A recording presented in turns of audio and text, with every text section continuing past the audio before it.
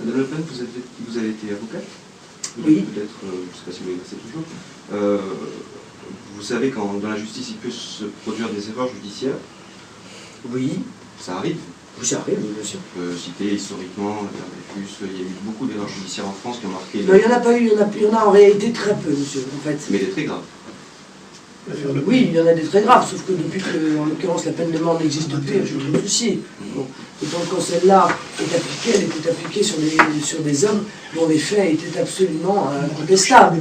Donc il y a très peu d'erreurs judiciaires en France. Y a-t-il vraiment des faits incontestables, et vous avez compris où je voulais en venir Non, je n'avais pas compris où vous vouliez en venir, mais vous allez me le dire. Introduire la peine de mort, est-ce que ce n'est pas une régression, tout oui, simplement? Est-ce que non, je crois qu'il y a des faits incontestables. Oui, je crois qu'il y a des faits incontestables. Oui.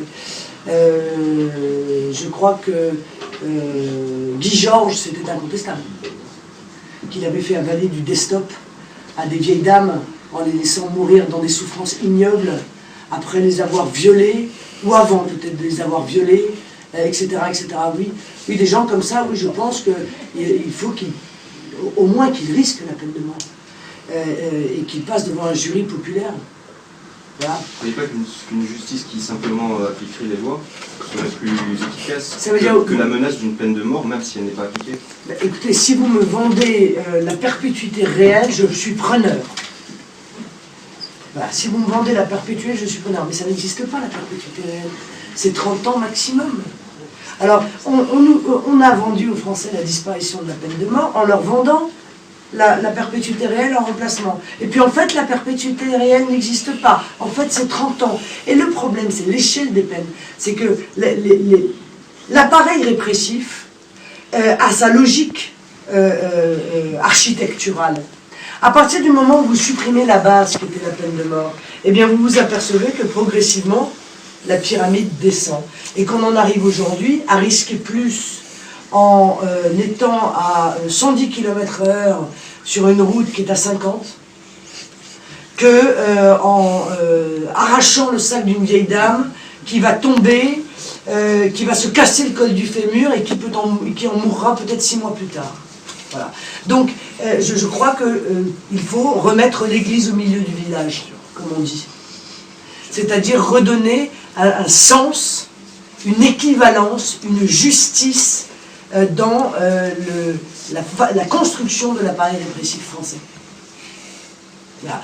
Et croyez-moi que ce n'est pas la disparition du juge d'instruction qui va arrêter les erreurs judiciaires, bien au contraire. Hein, parce que je vous rappelle que la suppression du juge d'instruction, qui est en réalité l'application du système américain, devant lequel M. Sarkozy est à plat ventre,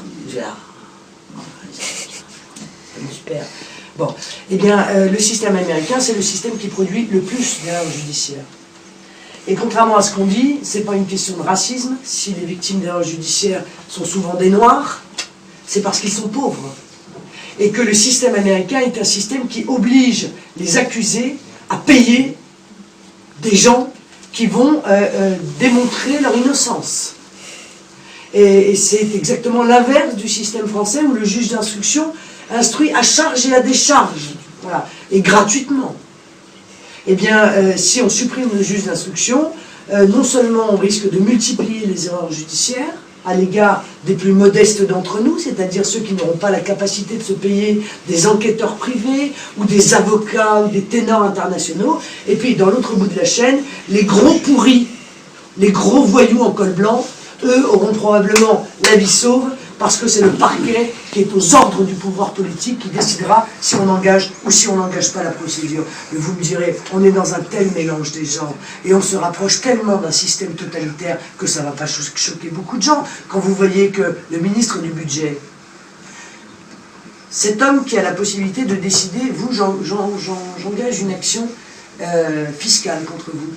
Je déclenche une enquête fiscale contre vous, parce que vous êtes journaliste dans un journal qui ne plaît pas des masses. Et puis toi, parce que je t'aime bien, on était à l'ENA ensemble, on est potes, hein, je vais supprimer l'enquête fiscale que j'ai menée contre toi. Eh bien cet homme-là, il est aussi trésorier de l'UMP.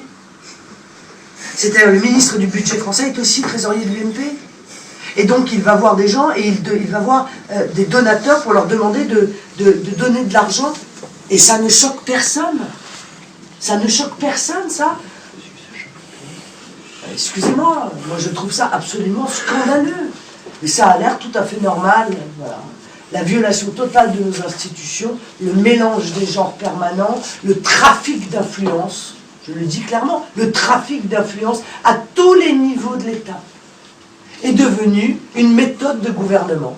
Le trafic d'influence, d'ailleurs Madame Panchard, mélange des genres, trafic d'influence, je suis ministre des Dom-Tom, mais je vais profiter de mon poste de ministre des Dom-Tom pour avantager la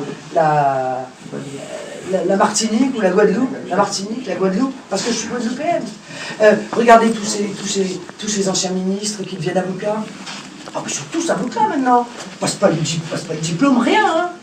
Voilà, M. De Villepin devient avocat, M. Copé devient avocat, Mme Rachida Dati devient avocat, mais vous croyez qu'ils deviennent avocats pour quoi? Pour plaider? Mais j'aimerais bien les voir une seule fois plaider, moi. Non, ils deviennent avocats pour négocier leur carnet d'adresses, négocier le carnet d'adresses qu'ils se sont constitués lorsqu'ils étaient au service de l'État. Et ça choque personne. Évidemment, ça me heurte, comme vous ne pouvez même pas imaginer. Et donc, nous serons, dans les mois et les années à venir, encore les défenseurs de l'État-nation, voilà, du renforcement de l'État, avec tout ce qu'il représente d'équilibre des pouvoirs, de respect des institutions qui sont les nôtres.